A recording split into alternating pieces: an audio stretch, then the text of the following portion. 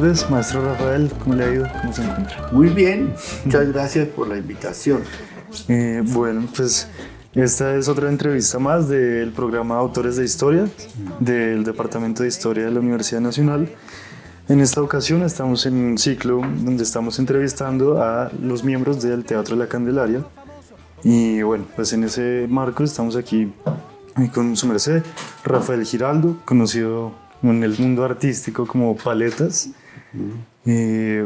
ya teatrero de los clásicos, ha trabajado en innumerables producciones, compañías privadas y públicas también, en instituciones. Entonces, bueno, pues maestro, si quiere como hacer una breve presentación o cómo le gustaría como definirse así muy brevemente. Pues yo fundamentalmente he sido actor, ¿sí? Y dentro de esa práctica, pues he tenido, digamos, oportunidad de dirigir y sobre todo crear las propias obras, ¿sí? Entonces esto es lo que nos tiene acá de ser una persona que ha desarrollado procesos de creación colectiva. Fundamentalmente desde el comienzo uno ha sido formado en esos principios, en esa forma de vida de un actor de nuevo tipo, un actor de la era científica en que está involucrado en procesos de forma integral. Claro.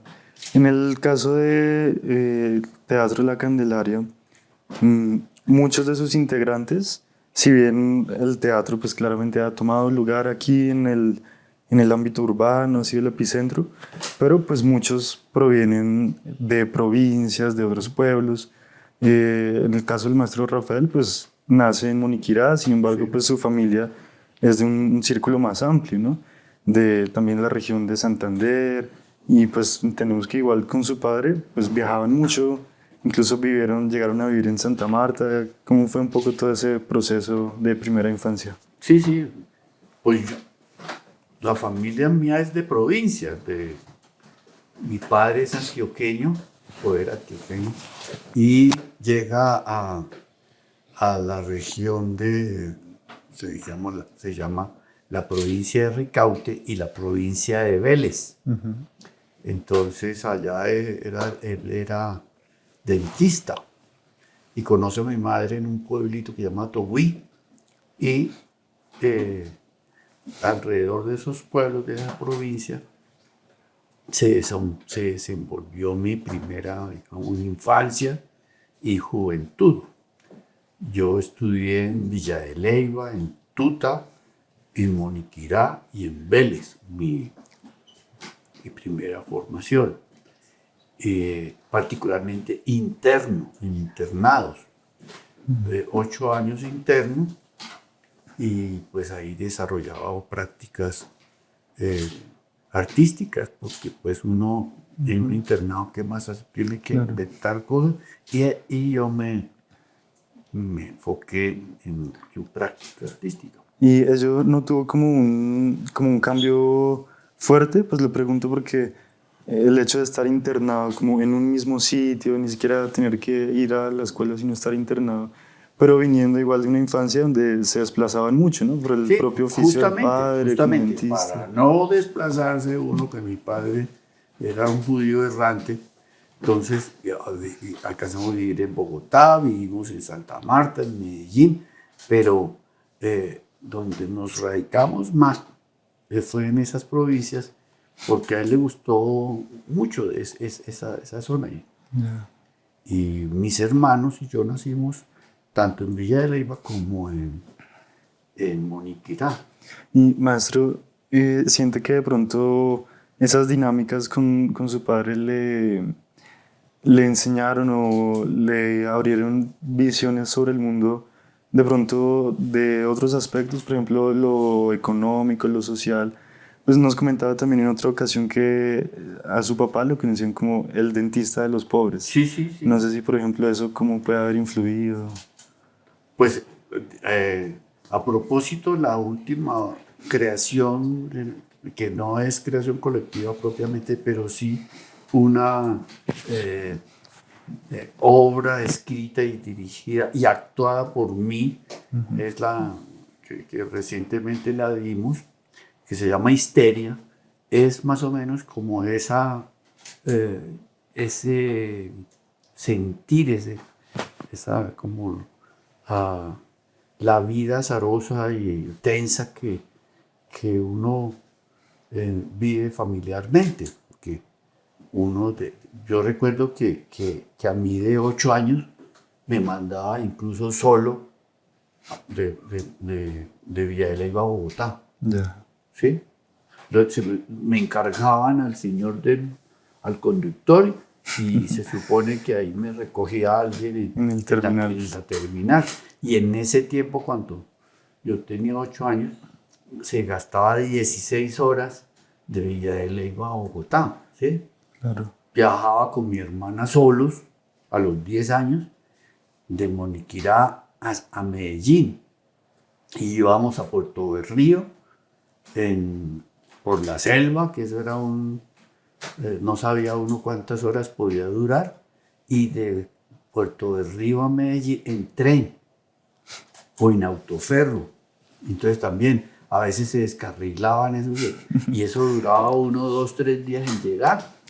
También muchas experiencias como de acceder a lugares que de pronto no eran muy comunes, ¿no? Por ejemplo, también con el oficio de dentista, ingresar, por ejemplo, a los conventos, a muchos Sí, espacios sí, que sí. de Pues otra manera... la infancia mía fue una de aventuras. Mi padre trabajaba a diario en distintos municipios en los días de mercado, ¿sí? Pero en esos intervalos, de pronto un día o dos le quedaba solo, entonces nos íbamos a pescar. Entonces yo no iba al colegio cuando nos íbamos a pescar, eso era desde las 4 de la mañana hasta las 6 de la tarde, y pues yo no pescaba mucho, pero sí me divertía ahí en la quebrada. Había mucho paisaje y lo acompañaba también, por ejemplo, al convento en las Carmelitas, en Villa de Leyva. Ese pueblo no era empedrado, sino era las calles de tierra. Después fue que Nos y comentabas sí hacían que películas. lo Entonces, empezaron a remodelar también como buscando como esa vocación turística y como locación para grabaciones. fue un pueblo hecho para el turismo en los años 60, como en los 70. Todo ese proceso se da también cuando usted está pues ya en el internado, ¿no?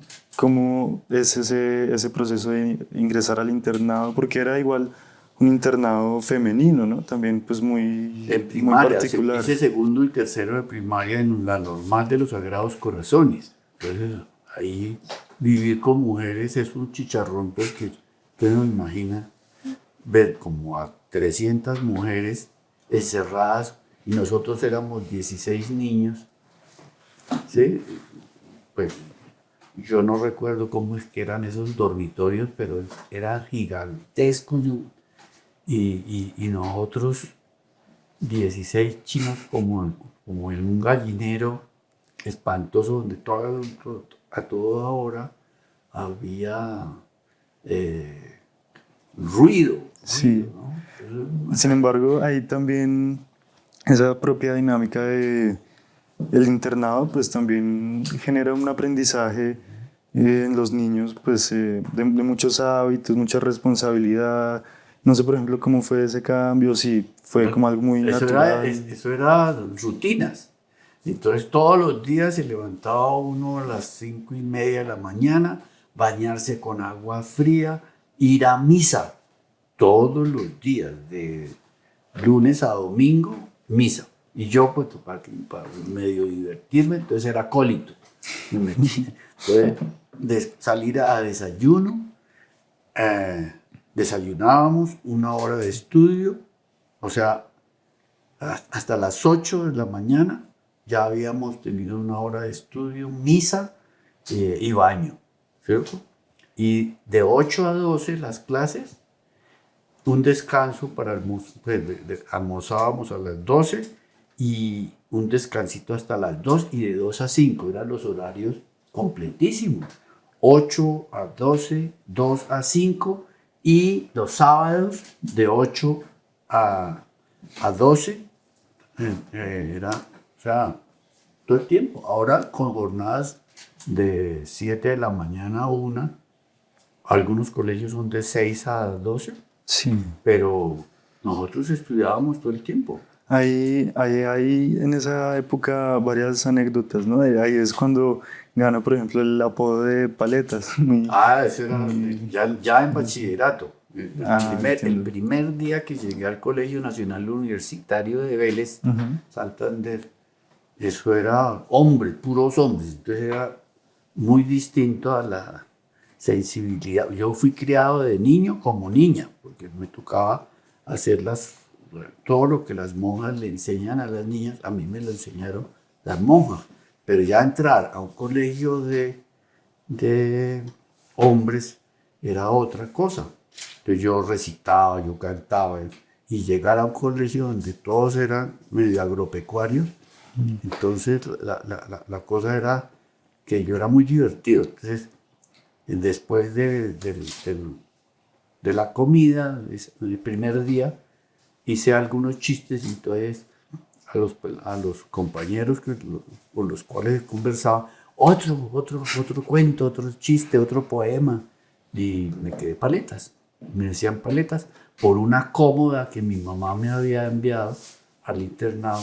Ahí cargaba mi ropa y mecato. Claro, Como esa vaina pesaba, yo abrí a repartir. y regalé todo el mecato. Pues no era siquiera por ser amigos, sino por comodidad. Eso.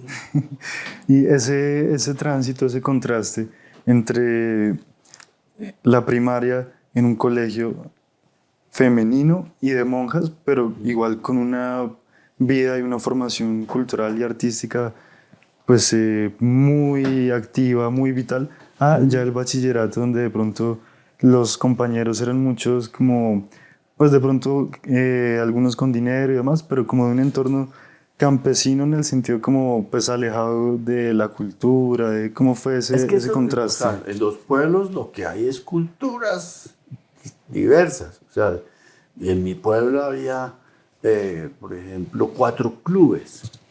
¿Sí? El club de tiro, caza y pesca, ¿sí? El club de leones, el club rotario, el club de leones, es que la cámara junior. Entonces, y todos organizaban cosas interesantes. O sea, mi pueblo, por ejemplo, Jairo Aníbal Niño, es uno de los teatristas más importantes de la década de los 60. Y Santiago García, su familia era ahí de Puente Nacional. Patricia Ariza, mi compañera aquí en la Candelaria, es de Vélez. O sea, en provincia también se desarrollaba una vida cultural inmensa. O sea, el Festival de la Guabina y el Tiple, que es un festival muy importante de las tradiciones, digamos, de música campesina que hay en el país. Los pueblos celebran muchas actividades, digamos, las ferias y fiestas son eventos en los que no solamente es tomar tragos, sino también había mucha actividad y la gente que regresaba de las capitales a reunirse con la familia, pues muchos profesionales y mucha gente se congregaba con eso.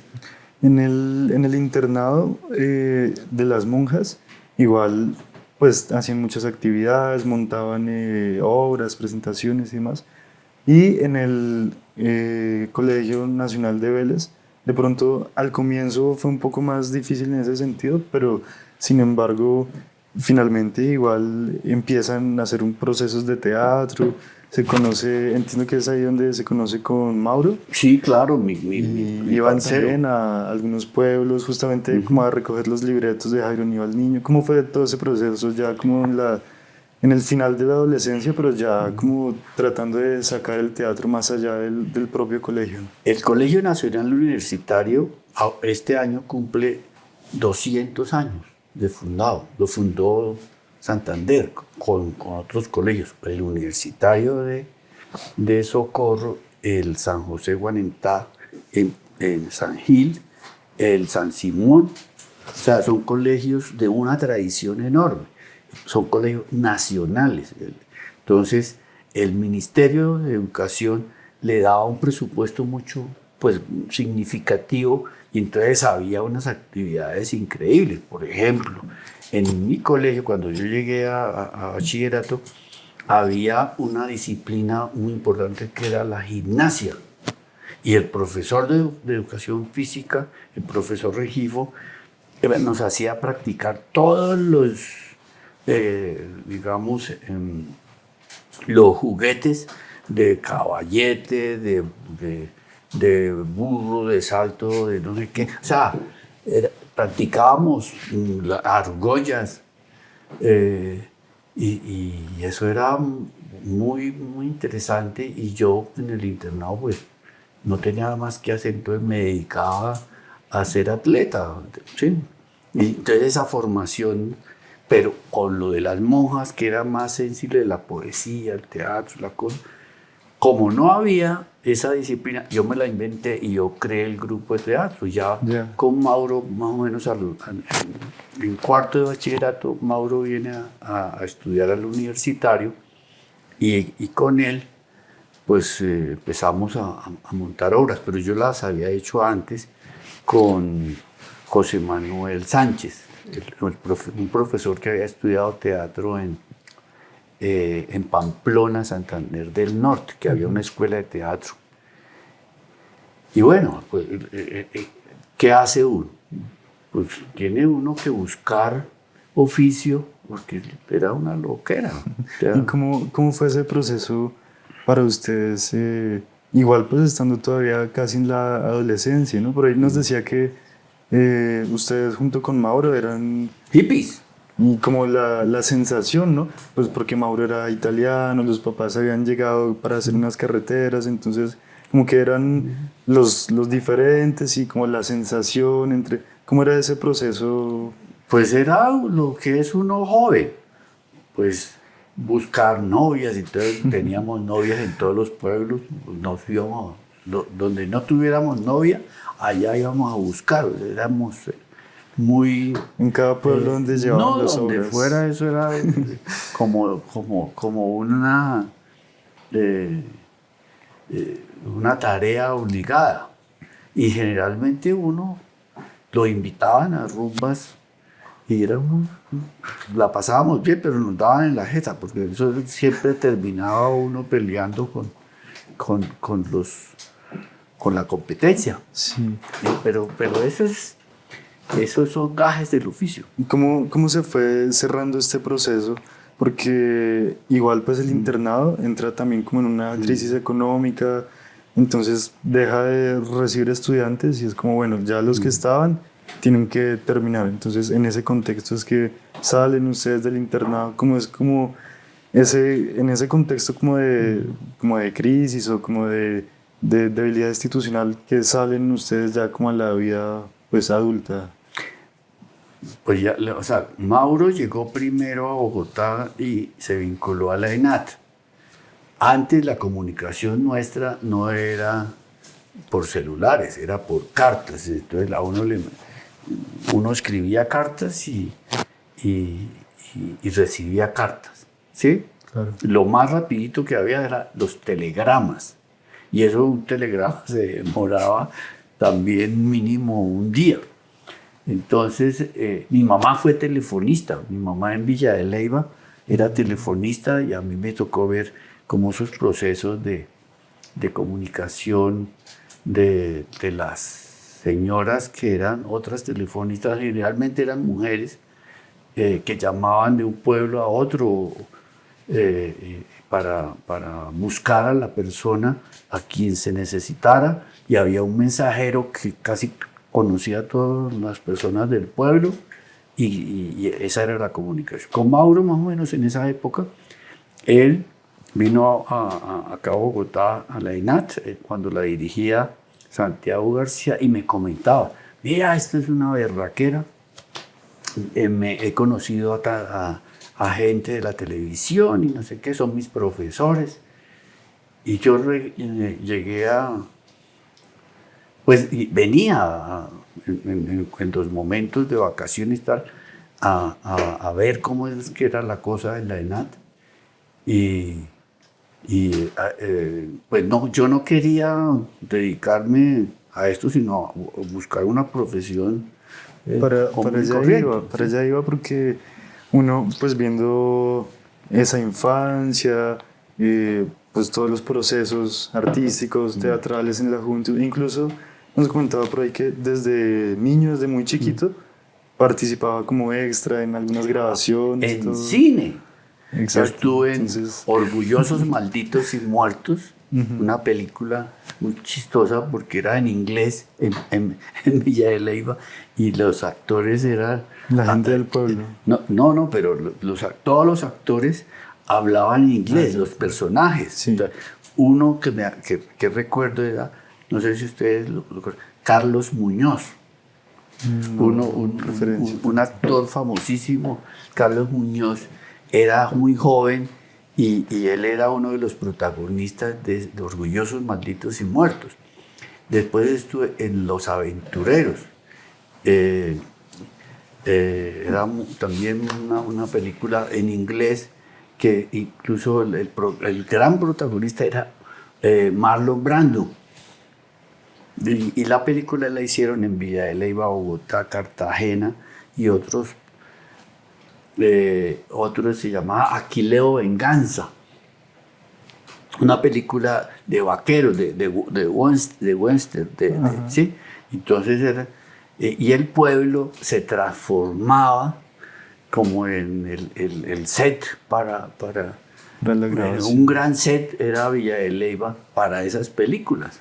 Entonces uno, claro, ve todo esto y dice, no, pues lógico, desde pequeñito, seguro, pues va directo, fijo, convencido a ser teatrero. Sin embargo... Pero no es así porque, o sea, de esas personas, mi mamá era la primera que que se disfrazaba para ir a hacer de extra y todas las amigas de mi mamá y mis compañeros, pues muy poquitos o sea...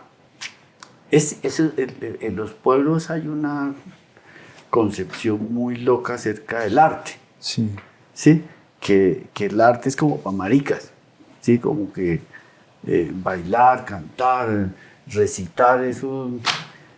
Hay que, como dice, aprender a trabajar la tierra y a montar a caballo y a andar armado. Mi abuelo, cuando yo cumplí 15 años, me regaló una pistola. Ese fue el gran regalo que me dieron de 15 años. Entonces, una cultura machista, una cultura patriarcal, una cultura en la que uno le enseña que tiene que trabajar para sostener una familia. Sí, no importa que sean 3 o 4 hogares, pero si usted se mete en eso, mientras más viejas tengan, más macho es, algo así. Pues lo preguntaba porque a pesar de igual ya para los, por ejemplo, 20 años, ya igual pues importante experiencia teatral y artística, pues inicialmente se va más como por el legado, ¿no? Su hermana estudia también odontología, entonces usted piensa también, bueno, voy a estudiar odontología, inicialmente pues piensa ir a Antioquia, sin embargo pues hay un contexto nacional, ¿no? El paro que también... Pues mi mamá era la que buscaba que yo estudiara a lo bien. Ya. Entonces me dijo, pues váyase para Medellín, donde sus tías, y me alcancé a inscribir en la de Antioquia, y de pronto quemaron el laboratorio, y pusieron una bomba en el laboratorio de la Universidad de Antioquia, y cerraron la universidad. En ese tiempo, en el 77, había muchos paros Y las universidades, tanto la nacional, o sea, las universidades públicas duraban 6 meses, un año, cerradas por esos paros. Y justamente al ponerle una bomba al laboratorio de la universidad, cerraron la universidad y mis tías, Rafael Eduardo, tenés que irte para Bogotá y mirar a ver, porque aquí no va a haber. Yo pues me vine. Y un tío era el rector de la Santo Tomás. Entonces yo fui donde mi tío Alvarito. Alvarito, mira, yo no se preocupe, ¿qué quiere estudiar? Escoja la que quiera. Y yo escogí Economía y Administración de Empresas en la 51, en la carrera 11, con 51. Y empecé Economía y Administración. Pero por la tarde me iba para la ENAD, que quedaba en la 45 con 15. Igual, muy joven, ya, ¿no? 20 años en ese ¿sí? momento. Y entonces me desesperé. Yo, no, eso yo en la universidad no cabía. Un semestre. No, sí, hice un semestre completo y al segundo yo dije, no me aguanto. Y como era sobrino del rector, entonces una cosa se me volvió, fue como de paseo. Yo me la pasaba en Melgar, en Piedras Blancas, que era la finca de la universidad. Nos íbamos los que estudiábamos allá, y allá el sobrino del rector, y eso lo trataban a uno como príncipe. Y qué va, era pura rumba. Tenía más rumba que en el colegio, que nos la pasábamos rumbeando. Todos los años de estudio fueron de rumba. Y luego, en la ENAD, pues yo más o menos me aplaqué, me metí a un grupo de teatro y me retiré de la Santo Tomás. Ahí hay algo interesante, y es que también, de todas formas, el proceso y el hecho de estar en la Santo Tomás facilitó también ese ingreso, ¿no?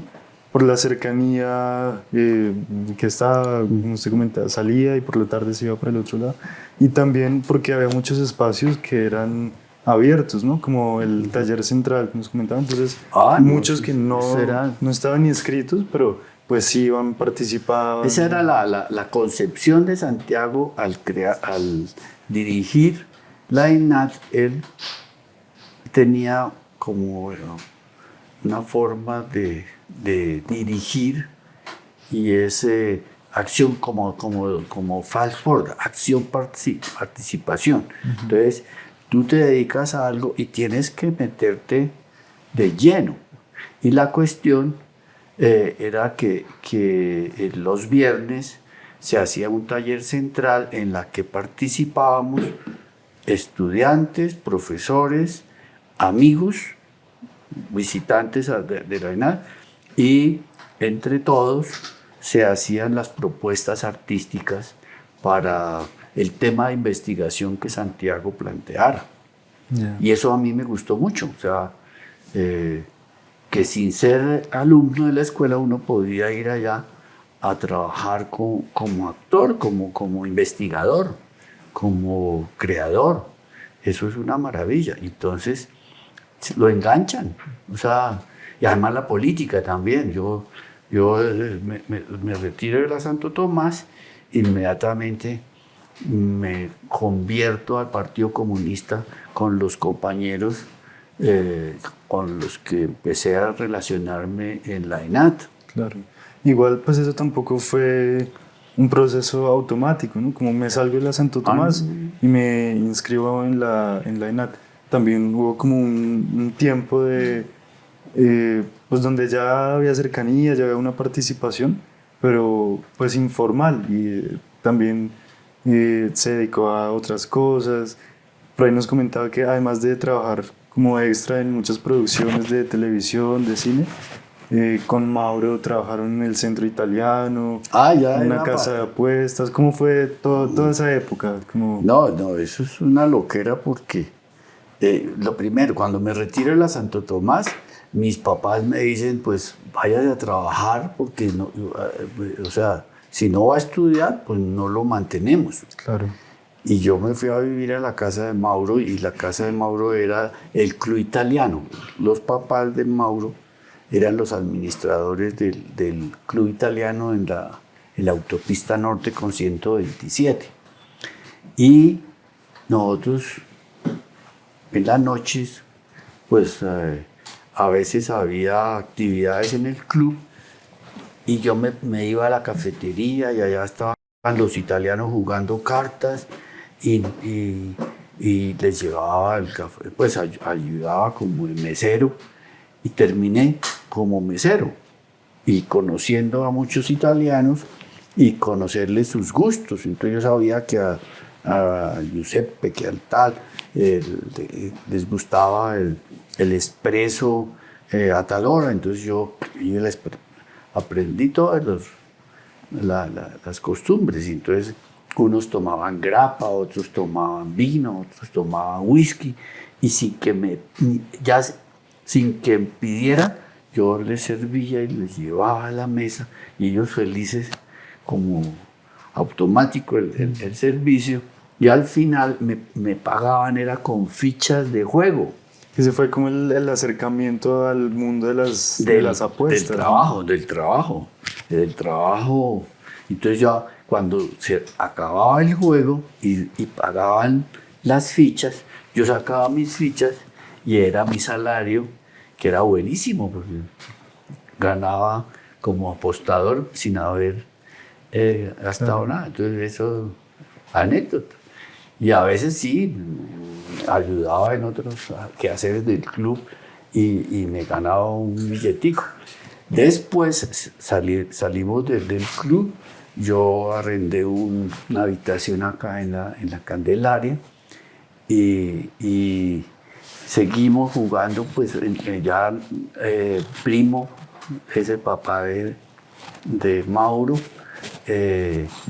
toma como administrador un café en la 15 con 76 que llamaba Le Petit Café, y en un rincón organizó una casa de apuestas del hipódromo de los Andes, que queda cerca de Chía. Hacían incluso hasta carreras de perros también. No, en esa época, antes, ya habían cerrado los perros, que quedaba aquí, no sé dónde quedaba bien el canódromo.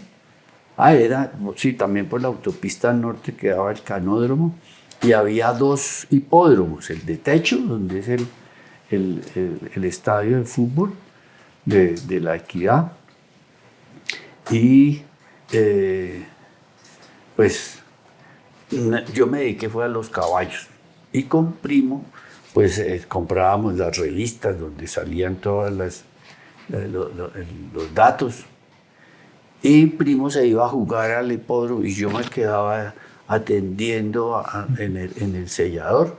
Lo cierto es que conocí a dueños de caballos que iban a apostar y ellos me pedían los datos. Oiga, ¿qué jugó el dueño de tal caballo? No sé. Y me daban una mordidita. Y entonces yo, bueno, sí, es posible. Y ya con más confianza dejaban un cheque en blanco y por teléfono me llamaban para decir tantos ganadores a sus caballos o hágame apuestas en tal carrera, y yo anotaba todo eso. Y Mauro y Jorge Emilio Salazar, otro compañero de la escuela, iban a ayudar. Entonces era como mis secretarios, yo administraba ese sellador y ganaba mucha plata. O sea, yo trabajé ahí como 4 meses, pero viví como 2 años con lo que gané. Eso era. De pronto, esas mismas ganancias de pronto que permitieron como tener unos años de comodidad, pues ya es también cuando ingresa formalmente a la ENAD, ¿no? Empieza ya los estudios formales en la ENAD. ¿Cómo es eso? ese proceso? Uno no se da ni cuenta cómo es que... O sea, yo entré como asistente a la ENAD con lo del taller central. Al otro año, al comienzo, entré como alumno regular, que era muy chistoso porque el valor de la matrícula valía 50 pesos. El año, 50 pesos valía. Y era muy loco eso pero no los cobraba, la escuela no le daba uno, o sea, era nominal la cosa, vale 50 pesos el año, pero no. Pero todos iban así. Todos sin iban. más. Y al año le subieron a 400 pesos. Y bueno, era lo mismo. O sea, la escuela dependía de Colcultura, lo que fue antes del Ministerio de Cultura. Y todo era como era una casa, de la casa cercana a la de Jorge Eliezer Gaitán, y todo como alrededor giraba de la gente que iba a turistear a la casa de Jorge Eliezer Gaitán. Había un gran pastal, entonces ahí nos echábamos a tomar el sol y a preparar los ejercicios, y cuando ya menos, o sea, uno cuenta es que está metido de lleno en la escuela, en grupos de teatro, porque se formaban muchos grupos y ya no paramos. O sea, yo desde ese tiempo nunca he dejado un día de hacer teatro en varios grupos. El primero fue el taller de investigación teatral, donde trabajábamos profesores y alumnos de la ENAT. Después con el Gesto, que fue más o menos contiguo. Después creamos con Mauro un grupo nuevo, Mascaró Teatro. Estos procesos duraban 2 años más o menos cada uno. Y al final estuve en el Texco, pero me cansé de fracasar y decidí entrar a la Candelaria. Sin embargo, un poco antes de ese proceso, como de tener cada uno de los grupos, que igual también grupos muy curiosos, ¿no? Pues Texco, teatro experimental colombiano, y como con una vocación. Sin embargo, antes de construir como toda esta vocación como experimental del teatro, ya estaba también la parte laboral. Entonces, incluso desde antes de graduarse, ya estando en el 3er año, si no estoy mal, de la ENAD, empieza a trabajar como profesor en el distrito, en la red de suroccidente. Sí, sí. Un proceso pues igual distinto, no sé, también como nos comentaba como la diferencia entre la recepción, que generalmente son como los estudiantes, los alumnos los que pues no quieren cooperar, rechazan. Y allí era muy curioso porque eran los papás los que no gustaban y decían como que el teatro iba a enseñarle como a las niñas a ser putas y a los niños a Eso era volverse. desastroso. Entonces, pero igual pues empieza un trabajo ahí con los chicos, empiezan, se meten también, al punto que incluso llega a haber como disputas, o bueno, no sé si disputas, pero como con algunos colegas por los espacios que se hacían fuera de la jornada laboral para poder cuadrar las obras y hacer los montajes con los estudiantes. ¿Cómo es todo este balance? Sí, a ver, yo siempre pienso que uno debe agradecer como la sensibilidad de las mujeres. En el caso, por ejemplo, de lo de la ENAT, era Gloria Sea, ella fue muchos años la directora de Colcultura, y ella organizó, pues no organizó, sino financió los 5 festivales del Nuevo Teatro. O sea, durante 5 años se celebraban festivales de teatro de Bogotá. Pero simultáneamente ella también se interesó por el arte lírico. Entonces tenía una fundación que era la Ópera de Colombia. Pero es decir, esos festivales fueron como qué años más o menos. En el año 75 al 84, al 85. Ya. El último festival fue el sexto, que ya lo organizó otra persona, ya la alcaldía de Bogotá. Pero mientras Colcultura estuvo, Gloria Sea apoyó mucho los festivales nacionales, congresos de teatro, talleres nacionales. O sea, con Colcultura se dio esa transformación del teatro, digamos, muy artesanal, ¿sí? Y viene un poco más profesional, ¿sí? Entonces, eso yo creo que Gloria Sea contribuyó mucho en él. Y en el caso de la ópera y la filarmónica y todas las superproducciones, ella también fue pilar, fue fundamental. Entonces, yo trabajé como extra en varias óperas, ¿sí? Pues eran jornadas de todos 2, 3 días ensayando, y las funciones duraban 4 horas, 5 horas, y nosotros jóvenes necesitábamos algún dinero. Como extras nos pagaban 500, 600 pesos diarios. Eso era buenísimo para nosotros.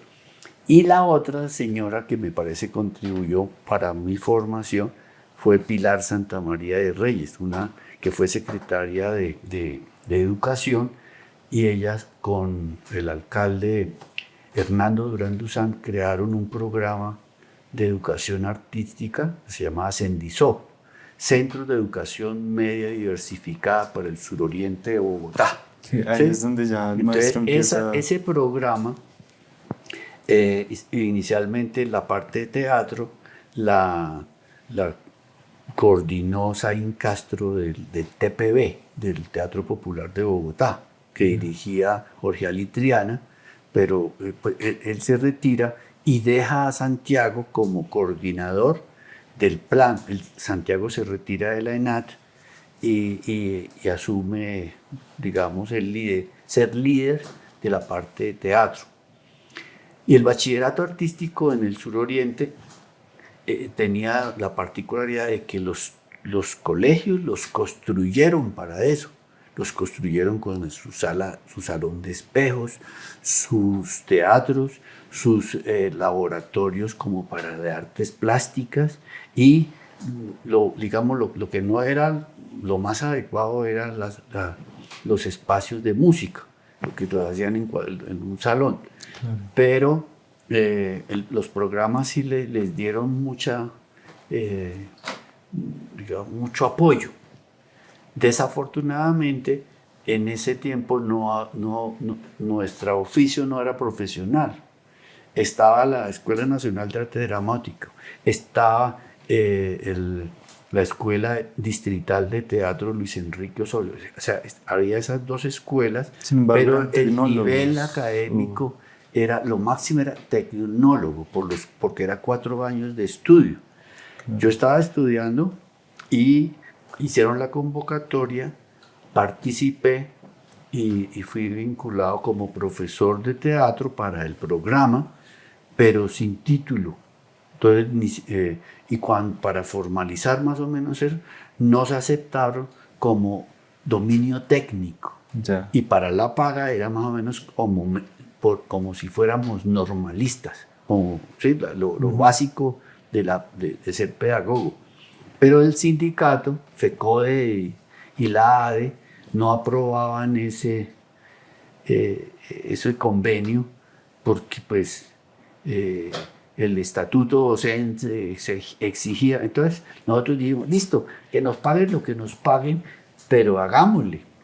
Y los bailarines y los actores entramos con eso básico, como si fuéramos normalistas. Ya. Algunos compañeros nuestros que entraron eran, por ejemplo, licenciados en alguna otra cosa, o antropólogos, o habían estudiado otra carrera, y eso se les valía, pero era muy complicado porque el arte no era profesional.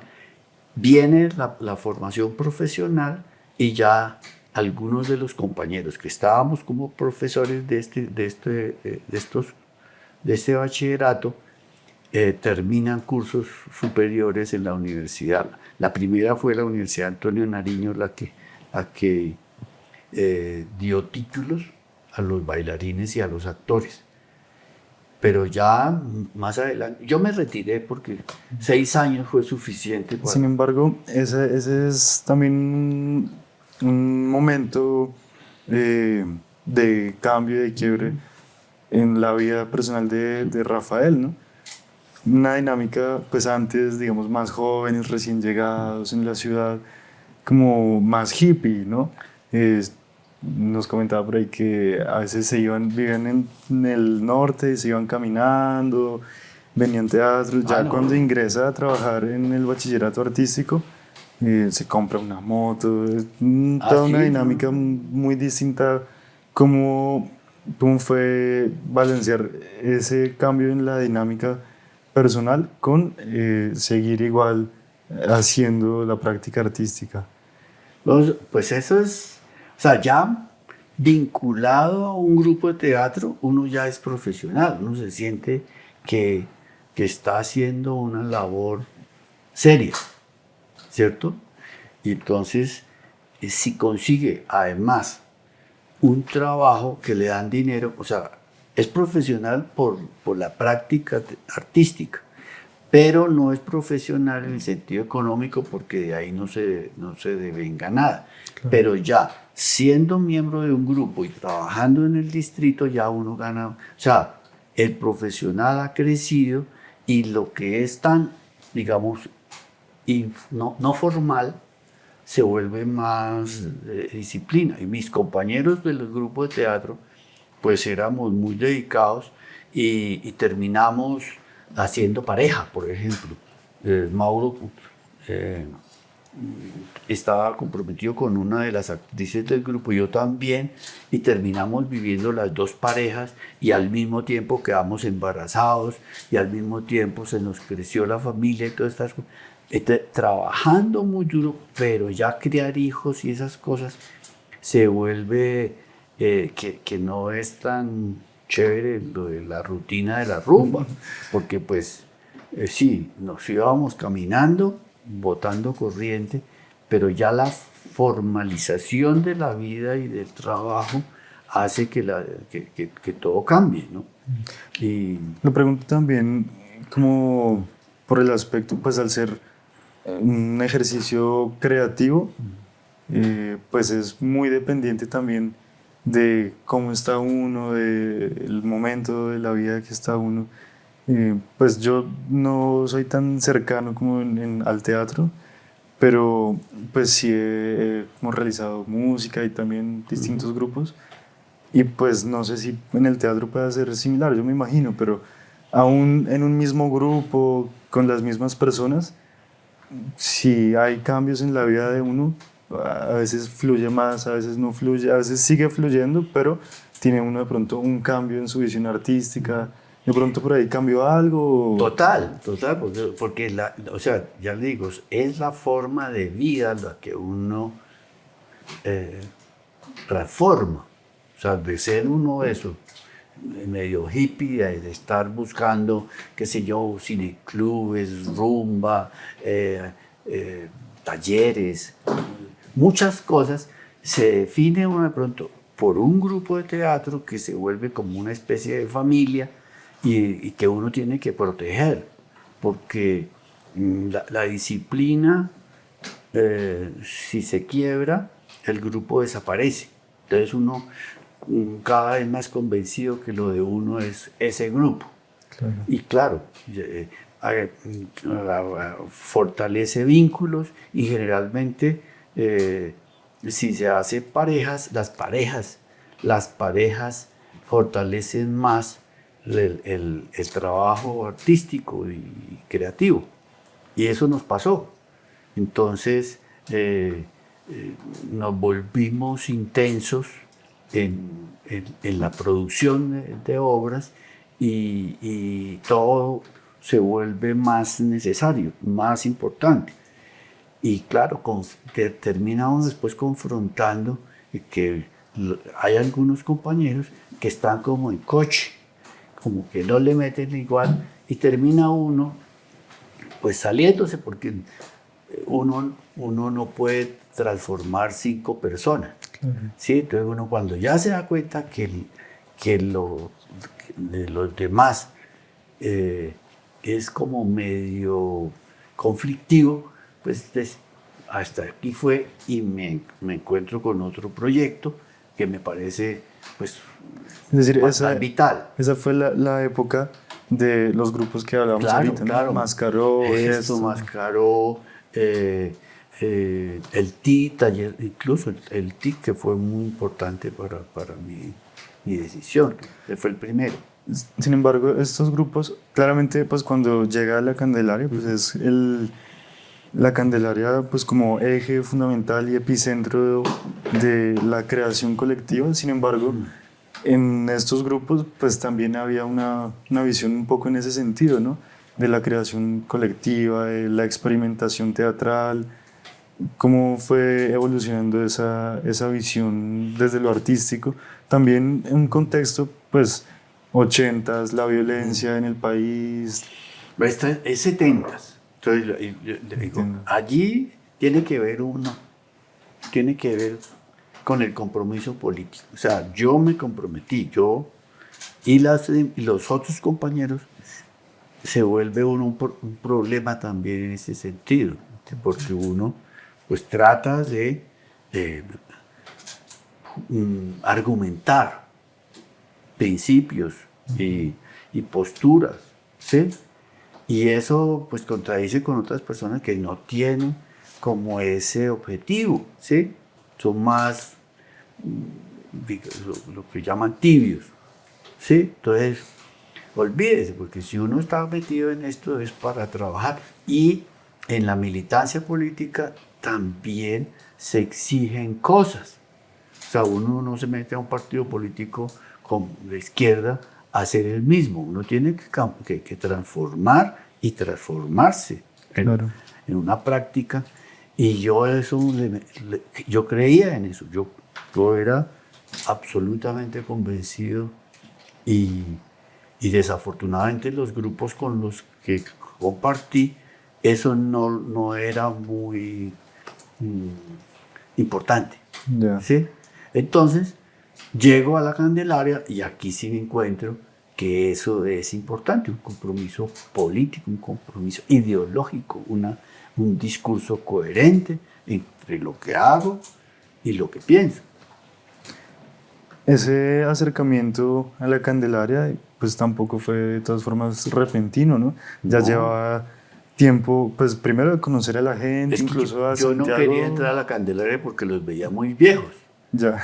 Sí, entonces eran camaradas, pero ya de muchos, ya tenían hijos, tenían familias, Claro. tenían, sí.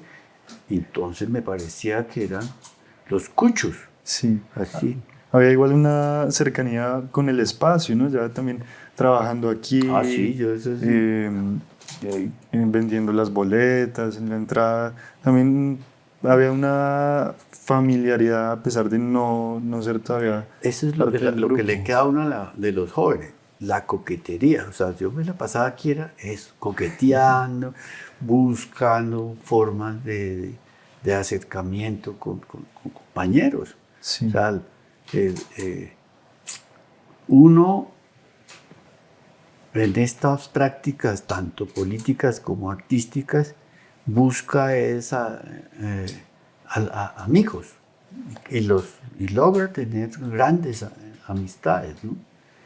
Y lucha por eso, ¿no?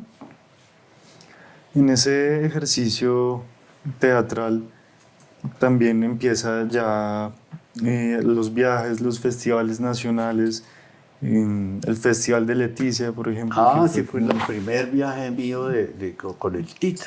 Exacto. ¿Cómo es ese? Igual todo eso era en el marco de los festivales nacionales de No. teatro. Eso fue unas cosas, en ese tiempo se llamaban intendencias y comisarías. Ya. Sí, eso, algunas, digamos, había departamentos, pero todas esas zonas de la Orinoquía y la Amazonía, ¿sí? Eran unas intendencias y otras comisarías. Intendencia, por ejemplo, era Arauca, que era sí, Arauca, qué sé yo, Casanare, Bichada, ¿sí? Eran, las más pobladitas eran intendencias y otros que eran casi zonas despobladas de pueblos, pueblos indígenas, aborígenes, ¿no? Y entonces eran comisarías. Ir a Leticia lo organizó Coinco, ¿sí? No, sí, Corporación de, de Intendencias y Comisarías, Coinco. Y nos invitaron a un festival de Coinco, en Leticia. Y el viaje era en Satena, un vuelo semanal. Entonces, si viajamos un domingo Tenían que quedarse y toda para la semana. regresar teníamos que esperar hasta el otro domingo para que nos sacaran.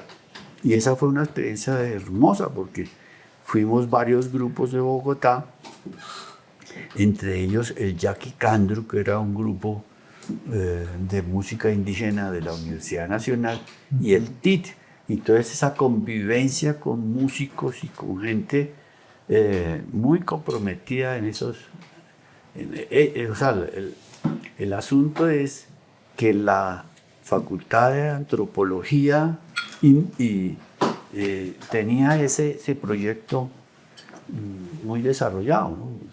Y eran famosísimos, el Jackie Candro de la Nacional, acá en la Candelaria se hacían conciertos y Jorge López había sido profesor mío en la INAT. Entonces, fue impactante ver cómo exigía respeto, por ejemplo, para su presentación.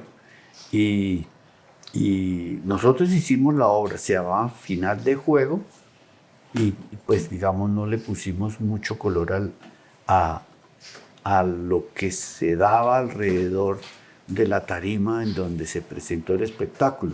Pero para el Yaqui sí fue complicado porque al escuchar mucho ruido, Jorge suspendió el concierto, no cantó ni una canción y cerró el concierto. Eso fue el aprendizaje, por ejemplo, de ese viaje. También en todos esos viajes y encuentros nacionales eran espacios muy álgidos de debate, ¿no? Entre los grupos, tanto debate a nivel artístico y visual, escénico, lo que debía ser, como a nivel político, ¿no? Había alineaciones, la Candelaria con el lado más comunista, pero por ejemplo las personas del MOIR estaban más con el grupo de la Universidad Libre. Sí. ¿Cómo era esa dinámica No, de debate? los del Libre eran de los Andes. Ya, okay. O sea, estaban alineados era con estudiantes de la Universidad de los Andes. Yeah. Y eran gente, digamos, económicamente mucho, digamos, privilegiados. En el caso nuestro, pues somos más proletos. Pero bueno, esas diferencias se zanjaban en los festivales nacionales del Nuevo Teatro, en donde participaba todo el mundo. Claro, previo a los festivales nacionales había los festivales universitarios, que allí sí se daban debates durísimos de políticos. Pero en los festivales nacionales se convivía civilizadamente, ¿cierto? Pero pues eso es como historia patria. A mí me tocó ya como la última etapa de esas confrontaciones. Entonces, digamos, entro a la Candelaria en el 85 y la vida también me dio otro vuelco, otro cambio sustancial. Eso le comento. Entonces, ya mi vida se vuelve Teatro de la Candelaria. Dejé de trabajar, digamos, un tiempo en colegios y me dediqué exclusivamente a la Candelaria. Y en el hacer, en la práctica artística, en su voz como actor, ¿Cómo cambia, por ejemplo, con este ingreso? Porque, claro, la Candelaria, pues de todas formas, muy político y muy comprometido en sus obras y en sus discursos, en sus creaciones, con la realidad del país. En ¿no? los grupos anteriores también estaba este elemento, Mire, no tanto. en los grupos anteriores, te digo, si hacíamos 15 funciones, si hacíamos 10 funciones al año, eso era mucho. ¿Sí? O sea, con que hiciéramos una función al mes nos dábamos por bien servidos. ¿Sí? Pero ya entrar a la Candelaria era 160 funciones al año. Era temporada de miércoles a domingo. O sea, aquí se trabajaba eh, 7 días a la semana. O sea, lunes, martes, miércoles, jueves y viernes, sábado se ensayaba. Y de miércoles a domingo, miércoles, jueves, viernes, sábado y domingo se hacía función. La mejor taquilla era la del domingo. ¿Por qué? Porque ningún otro teatro hacía funciones los domingos. La Candelaria sí. Y eso se llenaba impresionante. La Candelaria tenía repertorio, entonces teníamos 5 o 6 obras de repertorio, entonces se hacían temporadas de 4 o 5 semanas por obra, entonces había programación permanente. En los grupos anteriores teníamos uno, máximo 2 obras y dependiendo si nos alquilaban o nos prestaban una sala para poderlas presentar las obras, o si no nos podíamos porque no teníamos público. Sí. Ya con la Candelaria, imagínate, todos los días ensayando, cada semana presentándonos 5 días a la semana. Pues eso ya no había tiempo para más. Y éramos en la Candelaria en ese tiempo 14 personas y todos. A mí me maravilló fue entrar acá y todos montábamos las escenografías, montábamos las luces, planchábamos las ropas, las lavábamos, tejíamos, cosíamos las cosas. O sea, era un trabajo permanente. Eso es interesante porque es como, a veces cuando se habla del teatro y pues específicamente de la Candelaria, siempre es, creación colectiva, pero como que se tiende a ver un poco superficial como solamente en lo creativo, digamos, como en lo escénico, sin embargo, pues puede también verse la creación colectiva como no solo un método dramático y escénico, sino casi que como un modo de vida, ¿no? También la parte económica es muy distinto. A ver, yo recuerdo que la distinción que teníamos de nuestro teatro, digamos, popular, ¿sí? Que era eso, que nuestro teatro es de arte, ¿sí? Y el otro arte es comercial. Me explico, o sea, un teatro comercial significa que se contrata a los actores, ¿sí? Se contrata a un productor, se contrata a un director y cada uno cumple un rol, ¿sí? Más específico. Entonces, en un teatro comercial, ¿sí? Hay un jefe, ¿sí? Generalmente es el productor o el dueño de la compañía. Claro. Aquí en la Candelaria no. Aquí es la autoridad es más o menos horizontal. Es el grupo, la asamblea del grupo la que decide. Sí, teníamos un director, Santiago, pero Santiago, sí, él convocaba al grupo a que se tomaran las decisiones en colectivo. Entonces, esa es la diferencia. La gran diferencia del teatro comercial es que el teatro comercial está pensando lo fundamental, la ganancia. O sea, hay que tener un presupuesto para tal cosa, un presupuesto para tal cosa, o sea, se analiza de modo como una empresa. ¿Sí? En el Teatro La Candelaria el pensamiento es distinto, es solidario. ¿Sí? O sea, primero, si vamos a trabajar, vamos a pensar en el salario de las personas de administración, los que están contratados como personas que no son del grupo, sino que son personas al servicio del grupo. Entiendo. Y así, o sea, primero esas personas, después los servicios, ¿sí?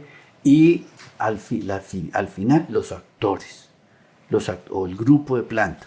El grupo de planta decide que su salario es mínimo, porque si pensáramos al revés, no alcanzaría el presupuesto para sostener la casa, Para para mantener el sostener la espacio. administración, para sostener... O sea, lo que tenemos claro desde que yo entré a la Candelaria y mucho antes es que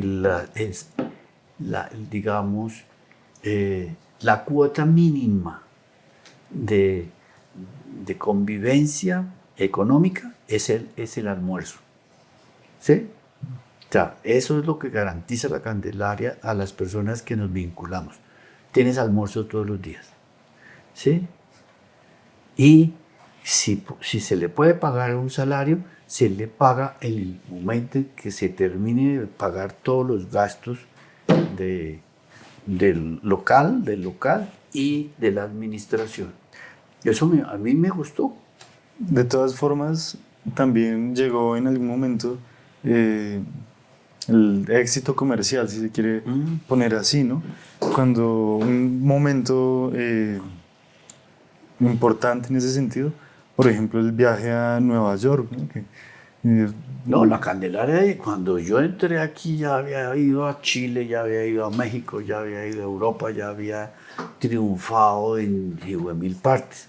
Yo entro y como qué sé yo, como a los 3 meses se retiraron unos compañeros y entonces yo tuve que entrar a reemplazar en las obras. Y invitaron a la Candelaria a Nueva York.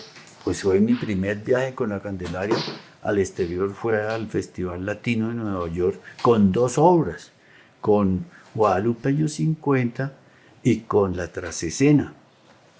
Esos eran 2 espectáculos gigantes. Entonces estuvimos allá como un mes en Nueva York con esas obras.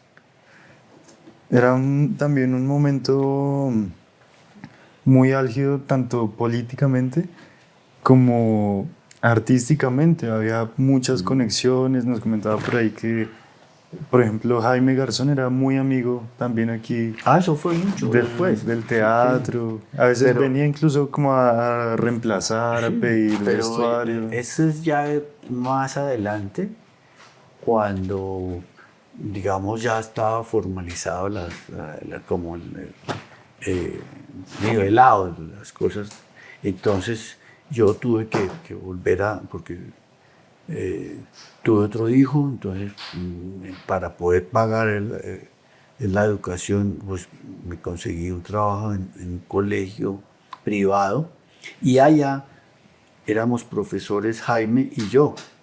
Él era normalista y estudiaba Derecho en la Nacional. Y yo entré ya como profesor de teatro. Mi compañera era profesora de danza, era bailarina. Y nos conocimos y trabajamos. Y aparte del colegio El Retiro, yo trabajaba en el Politécnico Gran Colombiano. Y allá monté una obra con el grupo de teatro del Politécnico, que era La Siembra de Camilo. Hice la adaptación de un libro de Fernando Soto Aparicio. Y el actor que protagonizaba Camilo se retiró, no volvió a los ensayos. Y yo le dije a Jaime, uy, hermano, tengo que estrenar o si no, pues se me daña el empleo de director de teatro allá en el Politécnico y me dijo, no, fresco, yo le hago. Y fue como a 3 ensayos y en 3 ensayos sacó el papel de Camilo y fue un éxito. Hicimos como 5 funciones. Me salvó el trabajo del Politécnico y pues ya éramos muy amigos. Y luego cuando se hizo Cuaco y cuando empezó a trabajar en televisión, venía mucho acá, porque él pues ya había visto todas las obras de la Candelaria. Paletas, necesito tal cosa para los programas que hacía en, ¿cómo era? Cuac y otro, ahorita no me acuerdo cómo empezaron los nombres de esos programas, pero fue una amistad muy interesante y también políticamente el país estaba despelotado. Entonces, para el 76, para el 86, hicimos una obra que se llamó El Paso y ya nos estaban presionando mucho porque la casa había sido allanada. El gobierno de Turbay fue muy agresivo con el arte y veía enemigos por todo lado. Muchos de los compañeros que habían sido de la Candelaria se habían ido, habían militado o eran militantes del M-19, entonces estábamos estigmatizados por todos lados, ¿sí? Y buscaban armas. Aquí vinieron y se llevaron todos los fusiles de palo de Guadalupe. Entonces eso era muy chistoso porque no encontraban nada, pues ¿qué se llevaban? La utilería. Hasta que tuvimos una gira como de 4 meses por Europa y nos pedían que nos quedáramos, que ese país era mucha violencia. Eso con respecto como a las negociaciones de paz. Pero luego viene lo del narcotráfico y peor, porque las bombas y esa cosa. Entonces ya cuando la violencia se mete a la ciudad, el bombo en el mundo es mucho más, resuena más. Y nosotros en ese tiempo teníamos muchos amigos y en distintos países había grupos Colombia, o sea, grupos en solidaridad con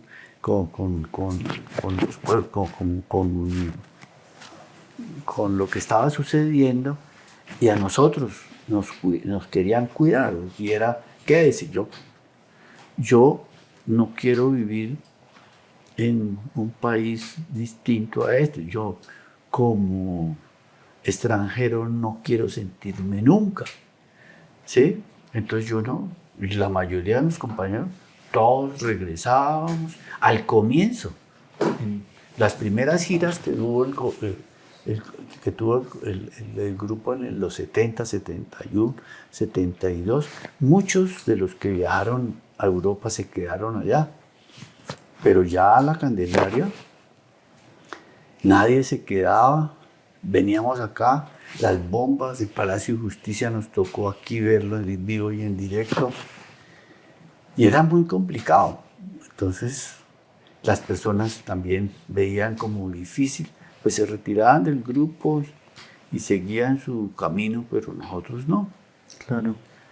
Ahí, de todas formas, en medio de todo ese caos y toda esa convulsión, empieza pues otra faceta muy importante, que es la de el Rafael docente, ¿no? Y director de grupos, tanto de grupos en colegios, en universidades, incluso en la Facultad de Agronomía de la Universidad Sí, estuve Nacional, en varias. en sindicatos. Trabajé mucho con una prima mía que era la directora del Museo de la Universidad Nacional. Allá hacía muchos talleres para niños y jóvenes. Marilena Bernal era la directora, mi prima. Y a mí me gustaba ir a trabajar allá por un salario casi insignificante, pero muy, muy rico. Y cuando los chicos de agronomía. Me invitaron, fue muy bueno porque los profesores que manejaban como Pachachaca, se llamaba el grupo de los agrónomos. Ahora el que organizaba el grupo dirigió el parque de la Sierra de la Macarena, uno de los del grupo. Fue, bueno, y muchos, universidades, en la Inca, estuve trabajando en la Santo Tomás. Hay también un quehacer artístico muy, ¿cómo se podría decir? Flexible, ¿no? Pues también se adaptaba, por ejemplo, el grupo del sindicato, entonces, claro, había que montar algo respecto a Trabajaba lo que estaba... con Telecom, con la Federación de Cafeteros. Entonces, era empleado, era como pinchado. Son mundos totalmente distintos. Entonces, eso era los horarios y eran muy divertidos, pero lo fundamental era la Candelaria, ¿cierto? Entonces, ellos se divertían y le metían pero no es lo mismo, o sea, lo ven como eso, salir de la rutina apenas. Ya, como una actividad de Sí, bienestar. sí. De todas formas, hay otro aspecto que es importante, pues como artista y especialmente que lo ha sido para la Candelaria, de pronto puede ser uno de los aspectos que han permitido que se mantenga por tanto tiempo y es la diferenciación de lo artístico y lo político, ¿no? Claramente un compromiso y un ejercicio político muy fuerte y muy comprometido, pero diferenciar lo político del ejercicio, la calidad artística, Es que las personas que no se dedican en serio a esto lo ven, digamos, como un hobby, como una actividad recreativa. Y generalmente es para rumbear. Entonces, se monta un espectáculo y hay que celebrar. Hacemos una función y hay que celebrar. Y la rumba se vuelve lo fundamental. Nosotros, por ejemplo, acá decimos que la rumba es fundamental, ¿sí? Pero primero el arte. O sea, podemos, sí, rumbear, pero primero hagamos lo que debemos hacer. Y si sobra tiempo para rumbear, por supuesto, porque sin rumba esto no es lo mismo. Entiendo que Santiago igual también era muy exigente en ese sentido, ¿no? Como que, No. claro, el grupo lógicamente discute y tiene debates sobre los temas políticos, pero que no se convierta el grupo, el ensayo, en un debate político, sino No. vinimos fue a hacer el arte, ponerlo como prioridad. Hay una diferencia enorme. O sea, el actor de nuevo tipo, el actor que digamos, sigue la mística y la doctrina, digamos, de Santiago, es un actor investigador, ¿sí? O sea, un actor que desarrolla toda su parte cognitiva, ¿sí? O sea, desde el periódico hasta, qué sé yo, el Ulises o el Capital o lo que sea. El actor, ¿sí? Que desarrolla su momento cognitivo. El actor que desarrolla su estética, o sea, la parte artística, que se preocupa por su voz, que se preocupa por su cuerpo, por esos canales expresivos, los lenguajes verbales, no verbales, o sea, que todo lo vea desde la perspectiva del desarrollo de la lingüística, de, qué sé yo, la música, de buscarle ritmo y tono y color a las cosas, ¿sí? El artista, ¿sí? Y la tercera parte, que es fundamental, es el aspecto ideológico, el compromiso con la realidad, el compromiso con la sociedad, el compromiso con la ética de ser una persona, digamos, humanista. Porque un artista que no esté conectado con las personas, con el mundo, con los problemas de la sociedad, pues es una persona vacía. Exacto, es lo que uno desarrolla, esos tres aspectos, ¿no? Lo cognitivo, lo ideológico y lo artístico. ¿Y cómo entra eso? ¿Cómo puede uno mantener esos aspectos? eh, pues Vigentes, sí, o sea, enfilado. enfrentando igual pues las dificultades siempre de un artista. Yo pues lo he experimentado un poquito en mi pequeña carrera, pero pues claramente a todos los artistas en algún momento hay un bloqueo creativo, es un trabajo que igual depende, varía mucho de la emocionalidad y las cosas de la persona. Es haciendo. O sea, uno tiene que hacer. Si uno no hace, se está echando cuentos. O sea, si uno no viene a ensayar y prefiere irse a hacer otra cosa, perdió el año. O sea, es haciendo. O sea, si yo digo, lo primero es el teatro, pero me ganó la cama, la pereza, ahí olvídese. O sea, si yo no me levanto todos los días con ganas de hacer teatro, ahí ya empiezo a preocuparme. Eso es, maestro lo ponía en otra ocasión como el proyecto. Exacto. Como, ¿cuál es ¿Ves? mi proyecto? Lo que Exacto. me motiva como a... Yo me he suicidado como 3 veces, ¿cierto? Y lo que aprendí con los psiquiatras y con los brujos y las personas que me dijeron, hombre, eso es una huevonada, es eso que me enseñaron. Lo fundamental para que usted esté tranquilo en la vida es piense en el proyecto. Y era facilísimo. Si uno tiene proyecto, ¿para qué se mata? Eso igual, pues siento que es algo que se transmite mucho también desde la infancia, ¿no? Y, por ejemplo, en el ámbito familiar, Mi pues papá era el tipo más loco del mundo.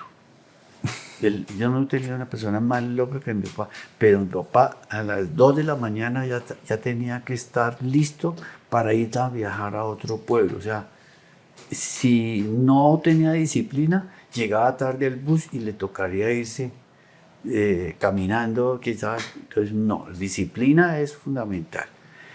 Enrique Buenaventura alguna vez le ofrecieron, hombre, pero es un país tan despelotado en el que usted vive, ¿cómo no se viene hablando perfecto francés, con familia francesa? Y Enrique decía, es que yo no puedo vivir en un país sin guerrillas. ¿Entiendes? Esto de tener una perspectiva de conflicto permanente es una berraquera. O sea, eso es como es donde... le genera a uno una constante inquietud Claro, también como artista. si uno no ve gente rebelde, se queda uno como con este señor Trump, ¿me entiende? Que a todo el mundo le cae y le dice, hermano, ¿me entiende? A este hay que caerle, por huevón. Sí, lo cogen y dicen, mierda, ¿usted cómo va a redirigir un país si es un corrupto? ¿Cómo es una hueva, una persona? Mire, lleva 3 años en guerra, mucho huevón. Entonces, y el tipo se siente que efectivamente Otro, no tiene proyecto.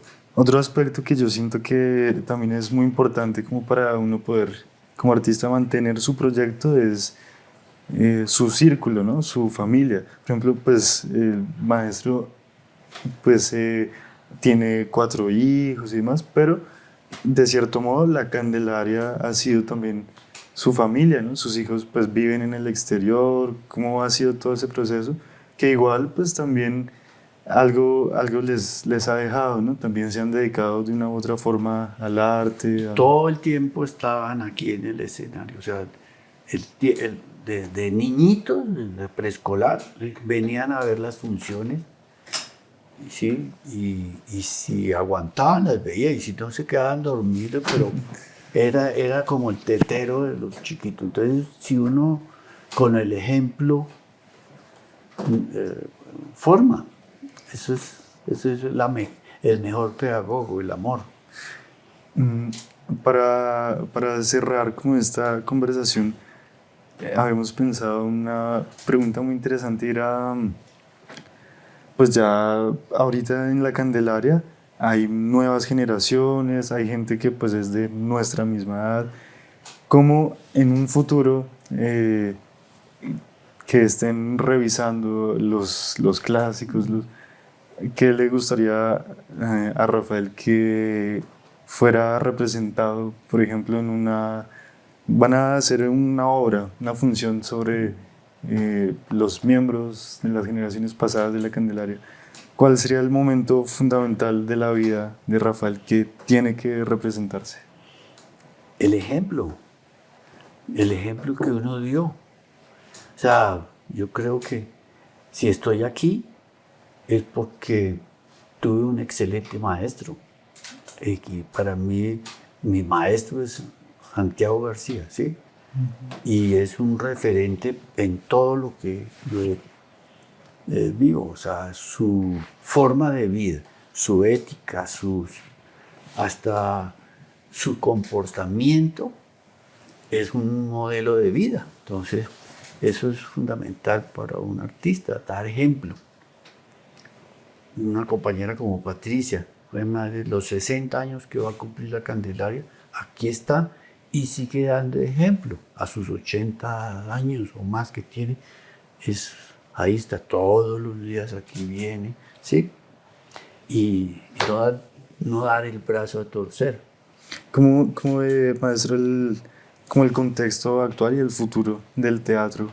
Porque hoy en día, pues, de pronto ya ese acercamiento presencial al arte ha bajado y ya lo consumimos todo más virtualmente, pero pues los jóvenes siguen estando en grupos de teatro, ¿qué ha cambiado? Su merced que ha estado en muchas generaciones dirigiendo grupos, enseñando, Yo estudiando. Lo único que digo es, ustedes los que vinieron el miércoles a ver Histeria, tuvieron apreciado, o sea, eso que yo hago en el escenario es como yo vivo diariamente.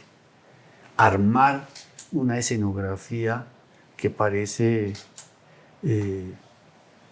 un caos, ¿sí? Volverla, ¿sí? La oportunidad para volver al orden. O sea, yo digo, desbarato de esa vaina y al mismo tiempo la ordeno. Cuando la gente entra y ve la escenografía de paletas en el escenario y todo eso es capaz de usar un solo actor, ¿sí? Y desbaratarla en una noche y al otro día volverla a armar. Eso es la vida y ese es el teatro que yo practico, que ojalá la Candelaria herede, que aprenda, que los compañeros nuevos que se ingresen se contamine de esa, ¿sí? Digamos, histeria. Los burgueses ¿Vale? rezan el Maestro, hambre de sus muchísimas padres gracias. y todo lo que hacen es comer. O te pones un traje y comes lo que quieras o te dejas en desgracia caer.